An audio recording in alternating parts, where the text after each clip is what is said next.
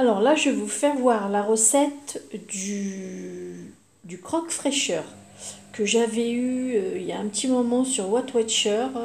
Donc, il vous faut 2 tranches de pain de mie grillé. Donc, moi, en l'occurrence, je prends du pain style sandwich, donc les tranches sont beaucoup plus grandes. Donc, il vous faudra aussi soit une tranche de jambon, soit une tranche de blanc de dinde ou de blanc de poulet. Là, en l'occurrence, c'est du blanc de poulet fumé. Voilà. Il vous faudra de la salade et du concombre. Et du fromage à tartiner. Alors, vous faites griller votre pain. Voilà. Vous le laissez un peu refroidir pour éviter que le fromage y fonde. Hein. Donc là, j'ai mis 30 grammes de fromage à tartiner. Voilà. C'est du style, voilà, c'est ça. C'est du style Samouraï. Hein. Voilà. Moi, je prends en l'occurrence la marque du magasin parce que c'est moins cher. Et donc, vous tartinez sur les 2 tranches. Vous mettez votre tranche de jambon ou du blanc de dinde ou du blanc de poulet. Voilà. Ensuite, sur l'autre, vous pouvez mettre donc des rondelles. Donc là, vous mettez des rondelles. Alors, j'essaye de pas trop bouger. C'est pas évident parce que je ne suis pas équipée pour. Donc, je mets des rondelles de... Voilà. Donc, vous savez quoi? Je vais poser mes rondelles parce que sinon, vous allez avoir le mal de mer. En plus, j'ai oublié de prendre mon sel. Donc, je vais recouvrir de rondelles. Je vais recouvrir de concombres et je vous reprends après. Pour vous, ça sera tout de suite. Donc, j'ai mis du concombre. Voilà. Ensuite, vous mettez un peu donc sur le concombre j'ai mis du sel. Après voilà, vous l'assaisonnez comme vous voulez. J'ai mis voilà, je mets de la salade. C'est vrai d'une main c'est pas pratique. Attendez, je mets de la salade. Voilà.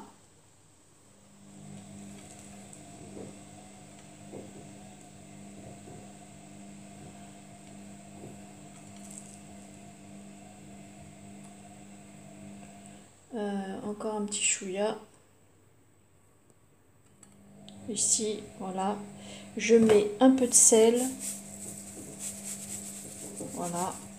Et ensuite, vous remettez votre tranche que vous avez tartinée comme ça. Voilà. Et ça vous fait un croque fraîcheur. Et ensuite, vous pouvez l'accompagner avec votre reste de salade et de concombre et avec la vinaigrette spéciale que je fais avec le yaourt grec. Voilà.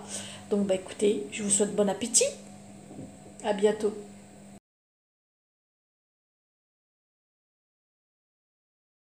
Je vais vous donner la recette des courgettes, gratin de courgettes, pardon. Donc c'est super simple à faire, il n'y a pas besoin d'être une cuisinière, hein. Et c'est vachement bon, sans déconner. Donc il va vous falloir des courgettes coupées dans le sens de la longueur. Euh, Ici, 30 grammes de gruyère râpée, 50 grammes de feta et 155 grammes de thon au naturel égoutté. Donc ça, c'est l'équivalent d'une boîte, voilà, d'une petite boîte.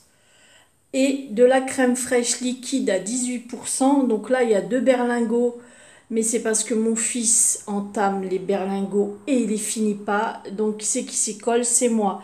Donc il faudra mettre l'équivalent d'un berlingot de crème fraîche légère à 15%.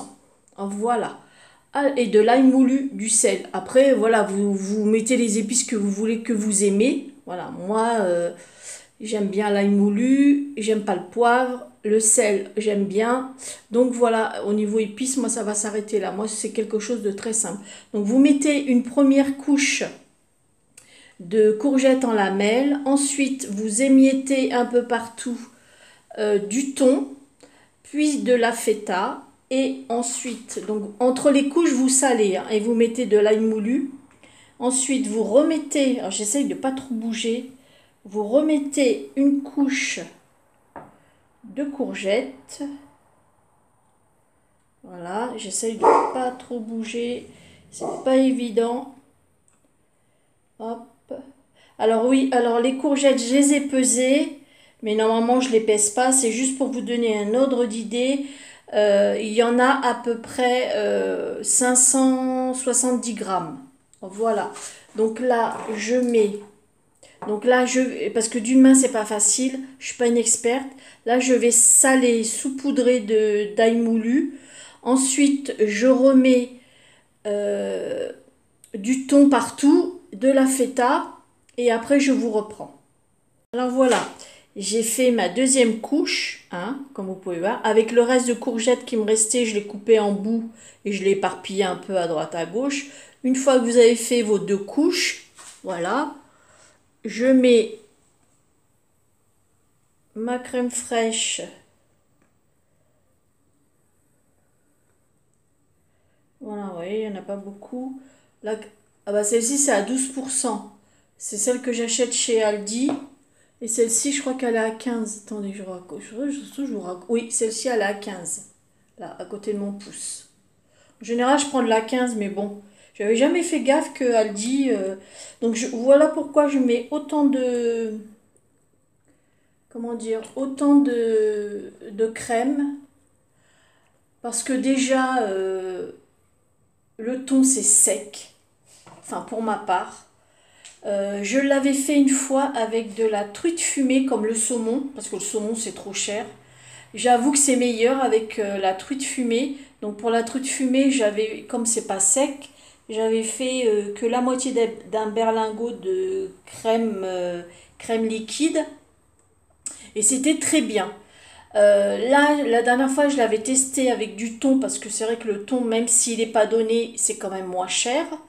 Je l'ai trouvé sec parce que j'avais mis que la moitié d'un berlingot et je me dis la prochaine comment dire la prochaine fois que j'en fais je mettrai un berlingot entier parce que c'était trop sec. Ensuite vous mettez vos 30 grammes de gruyère, donc vous en mettez un peu partout, voilà, histoire que ça gratine, voilà. Bon, en temps normal c'est sûr que j'aurais mis plus, hein, j'aurais mis les 200 grammes, hein. Voilà, hop. Donc voilà, là ça part au four. Je ne sais pas combien de temps parce que moi je calcule pas. Après la courgette, ça cuit vite. Donc je le retire une fois que le gruyère est doré.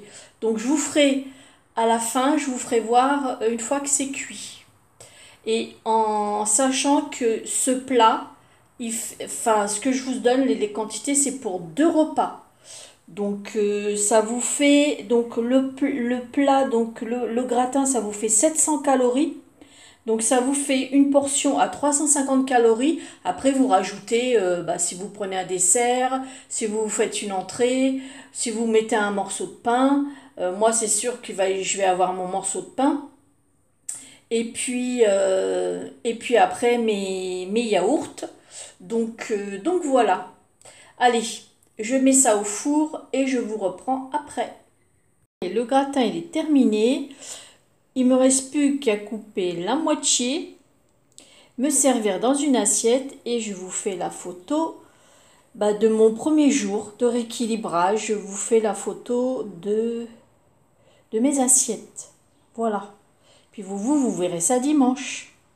Allez, n'hésitez pas à refaire cette recette-là. Et puis vous me direz des nouvelles. Allez, je vous fais des gros bisous.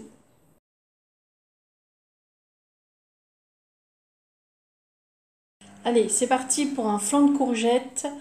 Donc, Elsie, bien évidemment, ça me fait rire ce mot.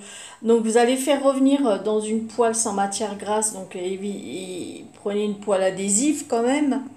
1 kg de courgettes congelées. Donc, il faut retirer toute l'eau en fait. Comme vous voyez, là, vous les faites voilà, revenir dans la poêle sans matière grasse. Vous mettez du sel, enfin des épices que vous aimez. Moi, en l'occurrence, j'ai mis de l'ail moulu. Voilà, ensuite, au fond de vos plats, c'est parce que moi, j'en ai plus. Donc, j'ai huilé légèrement mon plat parce que j'ai plus de papier cuisson. Donc, on fait avec, hein. Il faut que j'aille en racheter, mais voilà, je vais pas aller jouer au magasin juste pour ça, donc je vis sans là.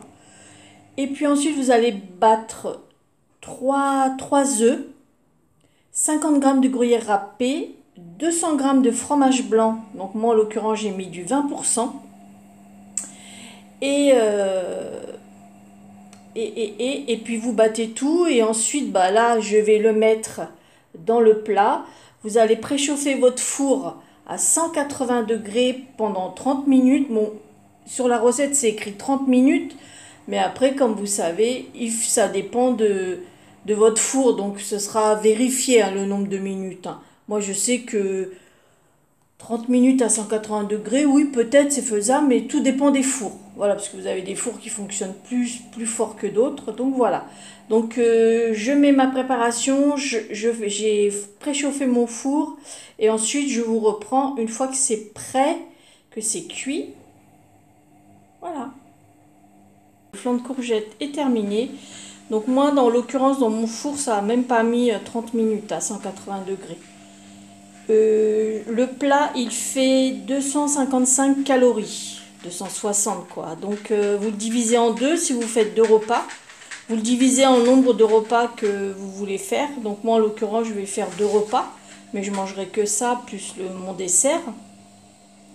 Et donc ça vous revient à votre plat à 430 calories. Voilà. Allez, je vous souhaite bon appétit.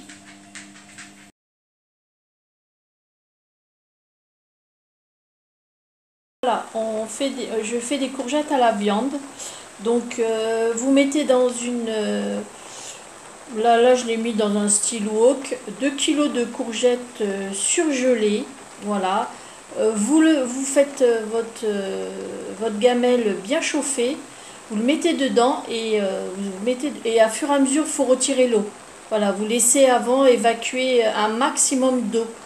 Parce que évidemment, comme vous savez, les courgettes, ça rend de la pluie. Ouais, c'est ça, Brigitte.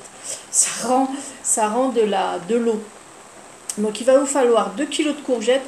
Donc, à savoir, ça vous fait, donc suivant les appétits, ça peut vous faire 3 à 4 repas. Voilà. Donc, 2 kg de courgettes surgelées. Vous n'avez pas de surgelées. Si vous avez des fraîches, vous pouvez mettre des fraîches. Il n'y a pas de souci. Donc, mais ça, avec les fraîches, c'est pas la peine de faire ce qu'on fait avant d'évacuer l'eau. Donc, voilà. Ensuite, il va vous falloir 4 steaks hachés. Voilà, là, décongelés, bien évidemment. 2 oignons coupés en petits bouts, des feuilles de laurier, de la purée de tomates et du thym. Alors, attendez, je tourne parce qu'on voit mal. Hop. Alors, voilà. Et du thym. Voilà. Donc déjà, je vous reprends après pour la suite de la recette. Pendant que mes courgettes qui ont rendu de l'eau, je les mets dans la passoire et finissent d'égoutter. Hein. Pendant ce temps-là, moi, je fais revenir les 2 oignons coupés. Comment dire, dans un petit peu d'huile, c'est l'équivalent, vous mettez une cuillère à soupe d'huile. Donc vous pouvez mettre de l'huile d'olive, enfin vous mettez ce que vous avez comme huile, hein, voilà. Donc déjà je fais revenir ça et ensuite dedans je vais émietter le steak haché et je vous reprendrai après. Vous voyez ce que je fais, j'écrase avec la fourchette pour émietter le steak haché. Maintenant si vous avez du steak haché, comment dire, émietté, enfin vous voyez, je vais vous dire en vrac là, vous mettez, parce que moi j'en avais pas, donc je fais avec ce que j'ai. Voilà. Et vous écrasez bien, et une fois que le tout est, évidemment vous assaisonnez entre les trucs, et puis ensuite vous mettez votre comment dire, votre purée de tomate, voilà, vous salez et vous mettez aussi, pardon j'ai oublié, c'est 2 bouillons de cubes de bœuf, voilà, dedans. Et puis une fois que vous avez tout mélangé, vous rajoutez vos courgettes, vous mettez vos herbes, donc en l'occurrence moi ça sera du thym et des herbes et des feuilles de laurier. Et puis vous laissez mijoter, pas longtemps, hein, un petit quart d'heure, voilà, à feu doux. Et puis ce qui est bien c'est de préparer ça, en fait ce qui est bien c'est de préparer ça ou la veille ou le matin, c'est meilleur, hein, vous voyez ce que je veux vous dire. C'est comme tout, hein. Donc voilà. Bon, allez, je vais mettre... voilà, là c'est bon. Voilà, hop, là je vous reprends après. Donc voilà, vous voyez, j'ai bien remué tout ça. Maintenant, je vais mettre... voilà, je mets toute la bouteille de purée de tomates. Et attendez, il y a combien dessus? Je vais vous faire voir. Voilà. Non, c'est où? Voilà, la contenance. Moi, j'aime bien quand il y a de la sauce. Donc, je vais juste rajouter un fond d'eau pour prendre ce qu'il y a autour des parois, pour éviter de gâcher. Et puis voilà, et après, donc vous laissez une fois mijoter. Voilà, vous remuez. C'est vrai, c'est pas facile d'une main. Et donc vous remuez et puis vous mettez du sel. Enfin, vous l'assaisonnez à ce que vous aimez. Hein. Voilà, moi j'ai mis du thym et puis des feuilles de laurier. Bon, après, suivant les herbes, enfin les épices que vous aimez, vous mettez dedans, quoi. Là, je vais mettre un fond d'eau. Et puis je vais baisser mon feu et je vais laisser mijoter. Voilà. Allez, à plus tard. Bah, sinon, non, après je ferai mon assiette. Bah, moi, c'est pour ce soir. Donc, je ferai mon assiette ce soir. Et puis, bah écoutez, je vous souhaite un bon appétit. J'espère que vous allez vous régaler. Et en plus, ce plat-là, il n'y a pas beaucoup de calories. Hein. Allez, bon appétit tout le monde. Les courgettes sont faites. Donc moi, ce que je mets pour mon rééquilibrage alimentaire, je mets 68 grammes. Donc je le mets comme ça. Je vais y arriver. Vous préparez ça, je sais pas moi, une demi-heure avant de manger. Même si pourquoi pas plus. Hein. Et puis vous mettez 68 grammes de semoule cru. Et vous le mélangez. La semoule crue. Vous le mélangez avec vos courgettes. Et ça va, au bout de je sais pas, au bout de 5 minutes, ça va commencer à boire et à gonfler. Et après, je vous ferai voir, une fois que ça a gonflé, je vous ferai voir comment que c'est. C'est comme il y a du jus. Donc oui, je voulais vous dire aussi, si en cas où vous voyez que le jus, il n'y en a pas assez pendant la cuisson, vous voyez que ça diminue trop, vous pouvez remettre un petit peu d'eau, il n'y a pas de problème. Hein. Parce que moi, je crois que j'en ai remis. C'est pas je crois, c'est sûr, j'en ai remis. Donc voilà. Et ça vous fait un super bon plat et qui tient bien au corps. Donc ça, vous ne creverez pas la dalle avec ça. Croyez-moi. Allez, je vous reprends tout à l'heure une fois que la semoule sera bien gonflée. Vous voyez, ma semoule, elle a bien gonflé. Donc c'est nickel. Pas besoin de cuisson pour la semoule. Donc, écoutez, cette fois-ci, je vous souhaite un bon appétit parce que tout à l'heure, je vous avais souhaité déjà un bon appétit, mais je me suis dit, je vais faire voir comment je mets ma semoule parce que c'est vrai que la plupart des gens, ils l'auront fait cuire avant dans de l'eau ou en mettant de l'eau bouillante dessus et puis que là, franchement, vous n'avez pas besoin. Donc voilà. Allez, écoutez, là, cette fois-ci, je vous souhaite un bon appétit.